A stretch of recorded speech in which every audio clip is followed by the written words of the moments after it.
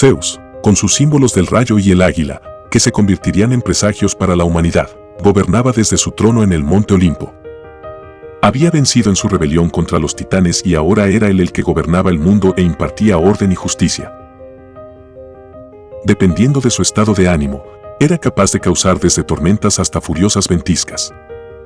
Los griegos consideraban a Zeus el más grande de los dioses, y aquellos que se inclinaban ante él recibían buena fortuna, mientras que aquellos que osaban desafiarlo eran sometidos a terribles castigos.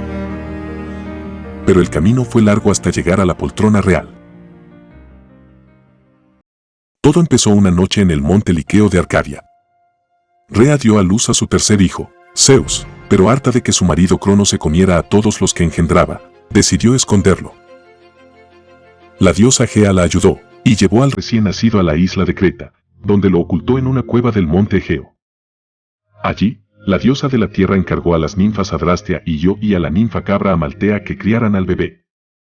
Alimentándolo a base de leche de cabra y miel, Zeus creció sano y fuerte. Como recompensa a sus cuidados, Zeus elevó a la cabra Amaltea entre las estrellas y le dio el lugar que hoy ocupa Capricornio. Pero antes cogió uno de los cuernos de la cabra y se lo dio a las dos ninfas, y este acto se ve simbolizado por la cornucopia o el cuerno de la abundancia.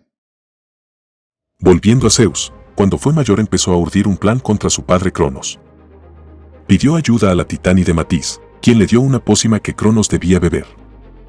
Con ayuda de Rea, su madre, Zeus consiguió que Cronos se bebiera el brebaje y empezó a vomitar la piedra que en teoría Zeus, y acto seguido empezó a sacar a todos los hermanos y hermanas de Zeus.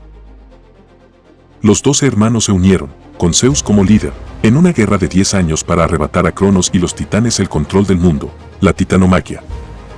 Gea, abuela de Zeus, le dijo que si liberaba a los seres encerrados en el Tártaro por Cronos, podría ganar la guerra. Zeus bajó al Tártaro y liberó a los cíclopes y a los hecatónquiros, gigantes de 50 cabezas y 100 brazos con una fuerza sin igual. La guerra fue dura y despiadada, pero finalmente, los llamados dioses olímpicos, consiguieron vencer a los feraces titanes. Todos, excepto Prometeo, que no participó en la guerra al lado de los titanes, fueron condenados al Tártaro, según unas versiones, y a una isla británica al lejano oeste, según otra. Lo que sí que coinciden es que en las dos, tuvieron de carceleros a los hecatónquiros. Solo un titán se libró del exilio, pero se le impuso un castigo quizás mayor. Al titán Atlas se lo condenó a sostener la bóveda celeste por toda la eternidad. Acabada la guerra y cuando todo parecía en paz, apareció Tifón. Tifón era un monstruo gigantesco y poderoso, dios primigenio y hijo de Gea, la tierra, y Tártaro, el abismo del inframundo. Tenía una apariencia aterradora, con múltiples cabezas de serpiente y fuego saliendo de sus ojos. Tifón decidió desafiar el dominio de los dioses olímpicos y vengar la derrota de los titanes en la titanomaquia. Se enfrentó a Zeus, el rey de los dioses, y desató una furiosa batalla que amenazó con destruir el mundo. Tifón fue tan poderoso que logró derrotar a muchos de los dioses olímpicos, incluso arrancó los tendones de Zeus y los escondió en una cueva. Sin embargo, Zeus, con la ayuda de Hermes, recuperó sus tendones y se preparó para enfrentarse nuevamente a Tifón. Los dioses olímpicos se unieron en una poderosa alianza y lucharon contra Tifón con todas sus fuerzas. Hubo una intensa batalla en la que se desató una tormenta catastrófica, con rayos, truenos y terremotos. Finalmente, Zeus logró derrotar a Tifón lanzándole rayos y lo envió al Tártaro, donde fue encadenado bajo el monte Etna. Allí, Tifón quedó atrapado debajo del volcán, donde respira fuego y causa erupciones volcánicas. Bien conocida es la activa y lujuriosa vida sexual del dios de los dioses. La primera esposa de muchas fue Matis, titán de la inteligencia y la sabiduría. Zeus consiguió seducirla, pero al hacerlo se destapó la profecía que persigue a todos los que ostentan el poder en los cielos griegos: vendrá un hijo y te matará para destronarte. Y como sus antecesores, decidió cortar por lo sano y comerse a Matis. Pero no él salió como esperaba. Un buen día, empezó a dolerle la cabeza de una manera insoportable.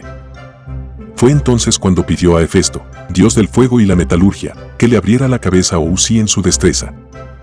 De la herida, empezó a emanar una luz brillante y de ella apareció una diosa con una belleza sin igual, Atenea, diosa de la sabiduría y la guerra. La segunda esposa de Zeus sería su tía Temis, la titánide de la justicia y la ley, quien traicionó a su propia especie para aliarse con los dioses durante la guerra contra los titanes. La pareja solo tendría 3 hijos juntos, pero alcanzarían un gran poder sobre el mundo mortal, conocidos como las 3 Parcas. Estas hermanas se convertirían en las diosas del destino, hilando un hilo de vida que determinaría el camino de cada alma individual. La hermana menor sería conocida como Cloto, la tejedora, ya que era responsable de hilar el hilo de cada vida humana al nacer, controlando si y cuando se creaba una canción. Solo a través del gran poder de Cloto nacería una nueva vida. Su hermana mayor, Láquesis, la alotropía, determinaría el destino de cada persona, usando su vara para medir la longitud y naturaleza de cada hilo que surgía del uso de Cloto, trazando así la duración y cada evento importante de cada vida humana. Y finalmente, la hermana mayor y más temida sería conocida como Atropos, la inexorable. Cuando el tiempo asignado de los inmortales en la tierra llegara a su fin, Atropos tomaría sus grandes tijeras y pondría fin a su vida cortando el hilo. La tercera esposa sería Hera, la más conocida seguramente. Era la diosa del matrimonio y hermana de Zeus. El dios intentó seducirla multitud de veces, recibiendo siempre un no por respuesta.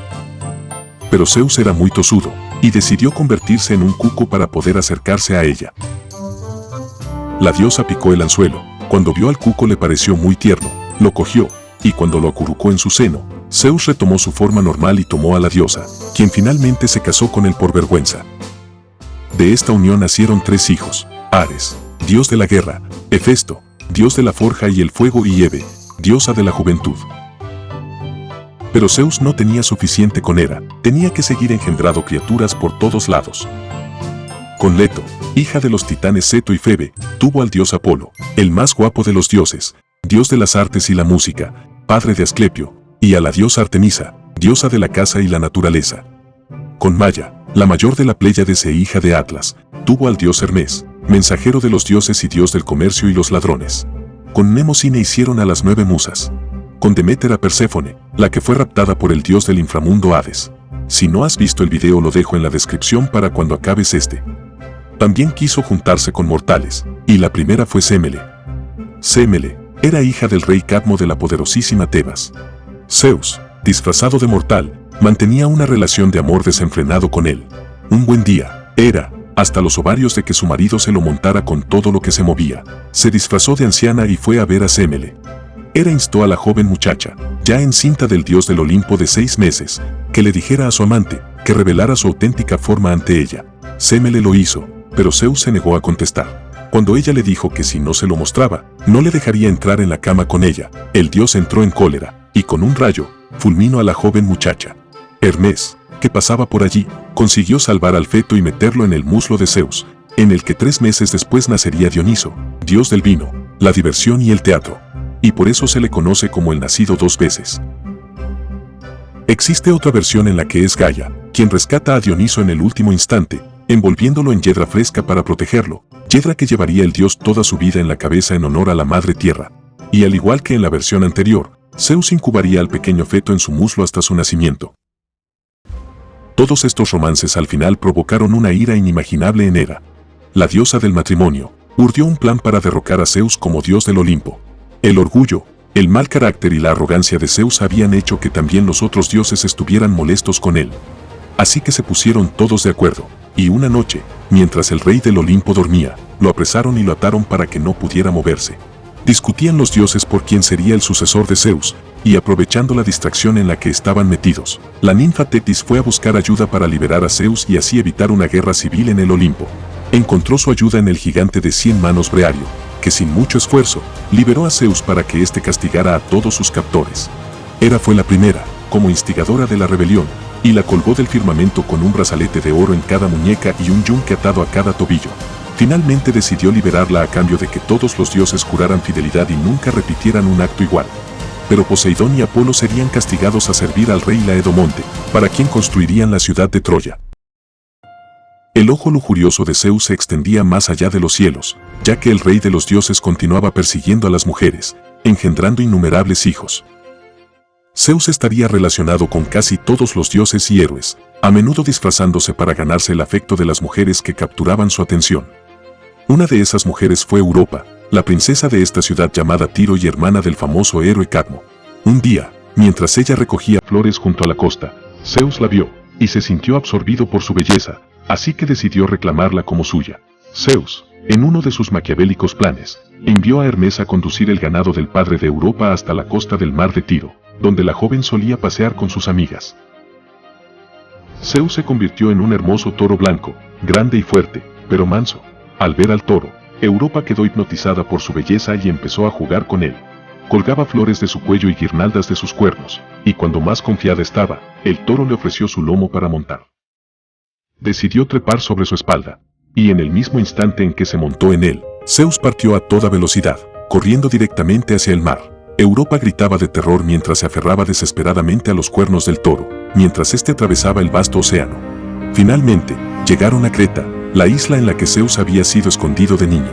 Allí, Zeus tomó la forma de una águila y copuló con Europa, que daría a luz a muchos hijos suyos. Sus descendientes se convertirían en los primeros reyes de la isla de Creta, y entre ellos estaría Minos, el rey de Creta y dueño del legendario Minotauro. Para conmemorar su amor por Europa, Zeus nombraría al continente donde se encontraban Europa en su honor. Además, recrearía la imagen del toro blanco en las estrellas, que pasaría a ser conocida como la constelación de Tauro. Este mito ha sido muy usado a lo largo de la historia, y con diversos significados. Quizás para los viejos griegos significaba el saqueo por parte de dorios y cretenses a las costas fenicias, y era su manera de darle un significado al mito. Quizás otros lo tomaron como una profecía en la que interpretaron que debían expandir su poder hacia Poniente. Dado el gran número de pueblos y civilizaciones que había hacia el este, habría sido difícil sobrevivir ante otros pueblos asiáticos mejor organizados en ese momento. Y así fue, profecía en mano, hacia el oeste fueron, y muchas colonias fundaron a lo largo de todo el Mediterráneo. Pero este mito ha usado a lo largo de toda la historia, desde ilustres pintores como Rembrandt, Tiziano o Francisco Goya entre otros. También existen esculturas que representan el mito a lo largo y ancho de Europa, ya que con este mito, unos han querido simbolizar la cohesión y la idea de una Europa unida bajo el manto de la Unión Europea. Otros simplemente ven al toro tal como se narra en la historia, los mandatarios que violan y pisotean los derechos de Europa, es decir, de sus ciudadanos. Dime, ¿tú con qué versión te quedas? Déjalo en comentarios. Zeus yació con más mortales, pero aquí solo las mencionaré, ya que haré un video para cada historia. Con Dánae tuvo a Perseo, el que acabaría con Medusa más adelante. Consiguió montárselo con Leda, esposa del rey Tindario de Esparta, de la que salieron varios hijos, entre ellos Clitemnestra, Helena de Troya, Cástor y Pólux, pero esta historia también merece un video aparte. Otro hijo de Zeus con una mortal fue Heracles. Una noche, Zeus se transformó en el marido de Alcmena, el rey de Tirinto, anfitrión, y Alcmena quedó embarazada de Heracles, otro mito impresionante de la mitología griega. El señor Graves nos cuenta en su libro, que todas estas violaciones y abusos de poder de Zeus, eran narrados por los antiguos griegos como tomas de poder sobre otros templos en los que se veneraban a diosas madre, como por ejemplo Maya, la madre de Hermes, y considerada en el monte Silebe como la madre tierra. Estas historias antiguas tienen un propósito mucho más profundo y trascendental. Los mitos griegos son relatos simbólicos que intentan explicar aspectos fundamentales de la existencia humana y del mundo que nos rodea. A través de sus dioses y héroes, exploran temas como el origen del universo, el sentido de la vida, el amor, la valentía, la sabiduría y la búsqueda de la verdad. Cada mito tiene su propia enseñanza o mensaje, transmitiendo valores morales y éticos, así como lecciones sobre las virtudes y los vicios humanos. Estas historias nos invitan a reflexionar sobre la condición humana, nuestros deseos y miedos, y la importancia de tomar decisiones correctas en la vida, ya que por suerte o por desgracia, la mayoría de estos mitos siguen explicando muchos de nuestros males y son aplicables hoy en día. Es esencial comprender que los mitos griegos reflejan las creencias y el contexto cultural de la antigua Grecia. Algunas de estas historias pueden contener elementos relacionados con la sexualidad, pero es importante interpretarlas en su contexto cultural y no juzgarlas desde nuestra perspectiva y moral moderna. En lugar de enfocarnos exclusivamente en los aspectos sexuales o controvertidos de los mitos griegos, es más enriquecedor explorar su significado simbólico y las lecciones universales que nos transmiten. Al hacerlo, podremos apreciar su profunda sabiduría y su relevancia continua en la comprensión de la naturaleza humana y el mundo que habitamos. Sin más, espero que te haya gustado. Suscríbete si aún no lo estás. La semana que viene intentaré subir los videos de Dánae, Alcmena y Leda. Un saludo y a pensar.